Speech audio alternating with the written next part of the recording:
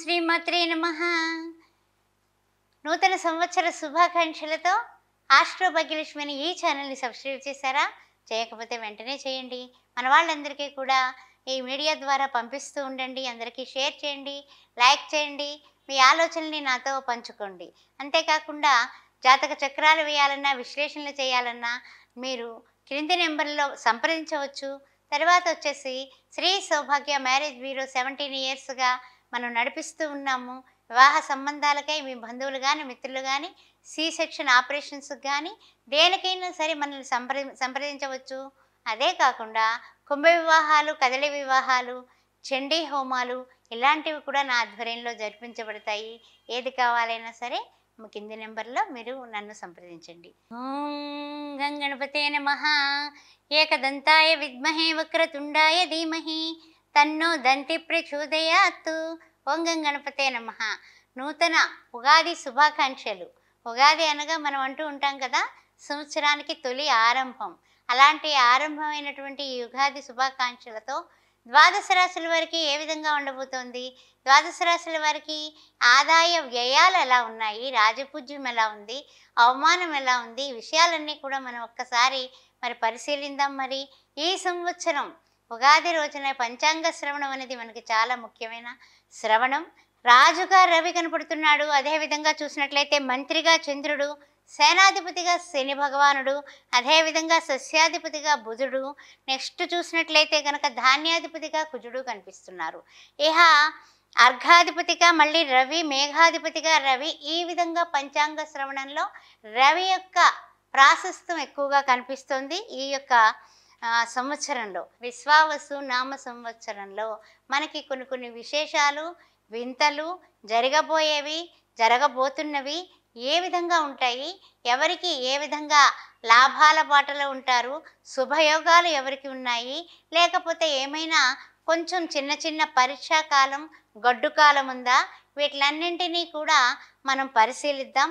ద్వాదశ రాశుల వారికి కూడా ఏ విధంగా ఉండబోతోంది, ఏ విధమైనటువంటి మనము నడత నడుచుకుంటే మనకు అన్ని విధాలా కూడా ఈ గ్రహాలన్నీ కూడా మనకు అనుకూలిస్తాయి అనే విషయాన్ని మనం ఒక్కసారి పరిశీలనలోకి తీసుకుంటూ శ్రీ విశ్వావసు నామ సంవత్సర ఫలాలకి స్వాగతం, సుస్వాగతం.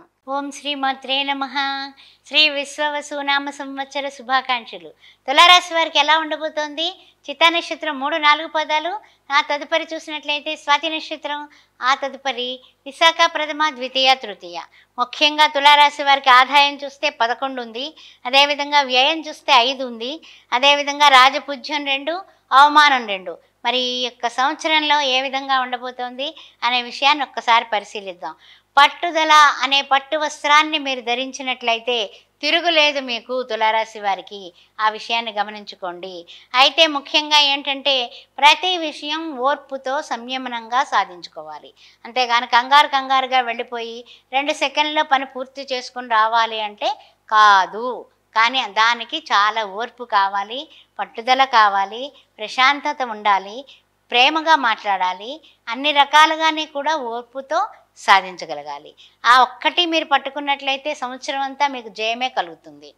తదుపరి మనం చేసేటటువంటి ఏదైనా సరే పర్వాలేదు, మనము ఇది కొనేద్దాం, లేకపోతే అది కొనుగోలు చేద్దాం, భూమి కొందాం, లేకపోతే ఇల్లు కొందాం, ఇలాంటి ఆలోచనలన్నీ ఉంటాయి. రుణాలు చేసి కొనాలి అనేటటువంటి ఆలోచనకి శ్రీకారం చుట్టకండి. ఆ విషయంలో జాగ్రత్తగా ఉండండి, చాలా జాగ్రత్తగా ఉండండి. ఆ విషయం గుర్తుపెట్టుకోండి. ఎందువల్ల అంటే కనుక రుణాలు సరైన సమయానికి ఈఎంఐలు కట్టలేకపోతే తదుపరి ఇబ్బందులు కూడా మీరే పడాలి. కాబట్టి ఆ విషయాన్ని గుర్తుపెట్టుకొని ప్లాన్ చేసుకొని కొనుక్కోండి. ఆ విషయం మరీ చెప్తూ ఉన్నమాట. మానసికంగా, శారీరకంగా ఇబ్బందులు పడకండి. ఏదైనా సరే ఆదాయం సరిపడా ఉన్నప్పుడు మనము సంతోషంగా ఉంటాము. ఆదాయం ఎప్పుడైతే తగ్గిందో మనకు తెలియకుండా మనకి ప్రశాంతత అంతా కరువైపోతుంది, అశాంతి వచ్చేస్తుంది. ఆ విషయాన్ని గుర్తుపెట్టుకోండి. తర్వాత కుటుంబంపై దృష్టి పెట్టండి. ఖర్చులను నియంత్రణ చేసుకుంటే తప్పనిసరిగా మీరు విజయం సాధించగలుగుతారు. వైవాహికంగా కొన్ని చిన్న సమస్యలు వచ్చే పరిస్థితులు కనపడుతున్నాయి. మీ పై అధికారుల దగ్గర కూడా మీరు చాలా జాగ్రత్తగా ఉండాలి. ఇంట్లో కూడా భార్యాభర్తల మధ్య సమస్యలు రేకెత్తకుండా కాస్త సంయమనం పాటించుకోవాలి. తర్వాత ఏంటంటే జూలైకి వస్తుల్లోకి బదిలీలు కనపడుతున్నాయి, ప్రమోషన్లు కనిపిస్తున్నాయి, శుభకార్యాలు నిర్వహిస్తారు, సంబంధాలు కుదురుతాయి. అదేవిధంగా మీరు ఏదైతే అనుకున్నారో ఆ ఇల్లు కానీ స్థలం కానీ కొనడానికి సరైనటువంటి ధనం సమకూర్చుకోవడానికి ప్లానింగ్లు వేసుకుంటారు. జూలై నుంచి ఆగస్టు వరకు చాలా వరకు మంచి శుభమైనటువంటి కాలంగానే ఉంది. తొందరపాటు మాత్రం వద్దండి. తొందరపాటు నిర్ణయాలు కానీ తొందరపాటు ఆలోచన కానీ చెయ్యొద్దు. విదేశీ విద్య ఉద్యోగ ప్రయత్నాలు ఫలించేటటువంటి పరిస్థితులు కనపడుతున్నాయి. గోచారరీత్యా సెప్టెంబర్ నెలలో తప్పనిసరిగా అధికారులతో కూడా స్నేహం చేస్తారు. మీరు మీ పై అధికారులతో బ్రహ్మాండమైనటువంటి మైత్రి కుదురుతుంది. అందువల్ల అన్ని విధాల ఆనందంగా ఉంటారు. ఉపాధి అవకాశాలు మెండుగా ఉంటాయి. నిరుద్యోగులకు ఉద్యోగాల అవకాశాలు ఉన్నాయి. వివాహాది శుభకార్యాలు కుదురుతాయి. ఆరోగ్యం మాత్రం భాస్కరాదిచ్చేత్ అంటారు. అందువల్ల ఆరోగ్యాన్ని చాలా జాగ్రత్తగా చూసుకుంటూ ఉండండి. కొన్ని విషయాల్లో ఓర్మితో ఉండండి. మనకి బాగా మాట్లాడుతున్నారు కదా అని పై అధికారులతో ఎక్కువ చనువు తీసుకోకుండా ఉండడమే మంచిది. అదేవిధంగా వృత్తి ఉద్యోగాల వ్యాపారాల్లో ఆసక్తిగా మీరు ముందుకు వెడితే విజయమే కాదు ధనాభివృద్ధి కూడా లాభాభివృద్ధి కూడా మీకు కలుగుతుంది. తిరుగులేదనుకోవచ్చు. సంకల్ప బలం తప్పనిసరిగా చేసుకోండి. ఇది నేను సాధించగలను, సాధనమున పనులు సమకూరు ధరలోన అనేటటువంటి సూక్తిని మీరు తప్పనిసరిగా ప్రతిరోజు చదువుకుంటూ ఉండండి. అందుకని తప్పనిసరిగా మీకంతా విజయమే కలుగుతుంది. అదేవిధంగా వివాహాది శుభకార్యాలు సంవత్సరాంతానికి చక్కగా నిర్వహించడం కుదరడం, నిర్వహించడం, ఇల్లు వాకిలికి శంకుస్థాపనలు చేయడం, గృహప్రవేశ గృహారంభ పరిస్థితులు ఉన్నాయి. అదేవిధంగా ప్రభుత్వ పథకాల్లో ప్రయోజనాలు పొందేటటువంటి అవకాశాలు కనపడుతున్నాయి. అదేవిధంగా క్రయ విక్రయాలు కూడా లాభసాటిగానే పూర్తి చేయగలుగుతారు. ఏతావాతా చెప్పాలంటే మంచి పరిస్థితే ఉంది. కుటుంబంలో సంఖ్య కూడా పెరుగుతుంది. అందువలన అన్ని విధాలా కూడా యోగవంతంగానే ఉంది. కొంచెం అక్కడక్కడ మజ్జిగలో కాస్త ఉప్పు కన్ను వేస్తే ఎలా అయితే ఉప్పు అవుతుందో అలాగే కొంచెం చిన్న చిన్న చిలుకు పొలుకు కొంచెం ఇబ్బందులు ఉన్నప్పటికీ ఆ విషయాలన్నీ పక్కన పెట్టేసి మీరు అన్నింటా కూడా విజయ పరంపరలో విజయాలు సాధించడానికి మీరు చేయాల్సింది దుర్గారాధన చేసుకోండి, చండీ హోమంలో పాల్గొనడం, ఈ పరిహారాలు. ఈ రాశి వారు ఏ విధంగా ఉంటే బాగుంటుంది, ఏ విధమైనటువంటి పరిహారాలు తీసుకుంటే బాగుంటుంది, మనం ఉన్న స్థితి నుంచి ఉన్నత స్థితికి ఎదగడానికి ఈ సంవత్సర కాలంలో ఏ విధంగా అయితే మనకి ఈ పరిహారాలు తీసుకుని ఆ పరిహారాలని మనం అనుసరిస్తే మనకు కలిగేటటువంటి శుభయోగాలు ఏముంటాయి అనే విషయంలో పరిహార శాస్త్ర ప్రకారము కొన్ని పరిహారాలు తెలుసుకుందాం. మొట్టమొదటిగా మనం చేయాల్సింది ఏమిటంటే కనుక ప్రతిరోజు ఉదయం సాయంకాలము కూడా దీపారాధన ఇంట్లో చాలా ముఖ్యమైనది. అదేవిధంగా షష్టగ్రహ కూటమి ఏర్పడింది కాబట్టి మా రాశి వారికి ఎలా ఉంటుంది అనే విధమైనటువంటి ఆలోచన ఆందోళన మనకి ఉండడం అనేది సహజం. కానీ ద్వాదశ రాశుల వారు కూడా దీపారాధన చేయటం ప్రదోష వేళ అదేవిధంగా ఉదయం.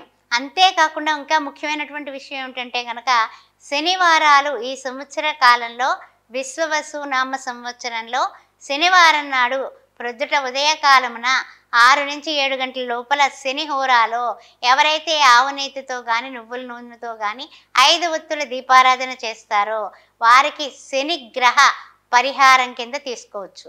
అదేవిధంగా శనివారం నాడు ఒక్కరికైనా సరే అన్నదానం చేసినట్లయితే తప్పనిసరిగా మీకు శనిగ్రహ నివారణ అర్థం మీరు చేసే విధానాలన్నీ కూడా భగవంతుడైనటువంటి శనీశ్వరుడు తప్పక స్వీకరిస్తాడు.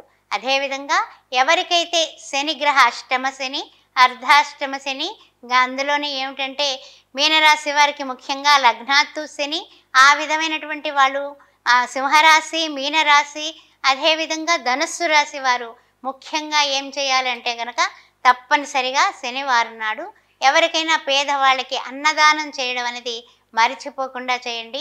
ప్రతిరోజు ప్రతి ద్వాదశ రాశుల వారు కూడా ప్రతిరోజు దినచర్యలో భాగంగా హనుమాన్ చాలీసా వినడం కానీ హనుమాన్ చాలీసా పఠించడం కానీ చేసినట్లయితే అద్భుతాలే జరుగుతాయి మీ ఇంట. అందువల్ల ప్రతిరోజు శ్రీరామ జయ రామ జయ జయ రామ శ్రీరామ జయ రామ జయ జయ రామ అని ఎక్కడైతే శ్రీరామ జపం కానీ శ్రీరామ అనే రామకోటి రాయడం కానీ చేసినట్లయితే మీ చేతి వ్రాత మీ నుదుటి రాతని మారుస్తుంది. అందువల్ల విశ్వవసునామ సంవత్సరంలో అందరికీ శుభయోగాలు కలిగి అందరూ పిల్లా పాపలతో సుఖ సంతోషాలతో ఆయురారోగ్యాలతో ఆనందంగా వెలసిల్లాలని కోరుకుంటూ చేతికి హస్తస్య భూషణం దానం అనేది బాగా గుర్తుపెట్టుకోండి. శ్రీమాత్రే నమః.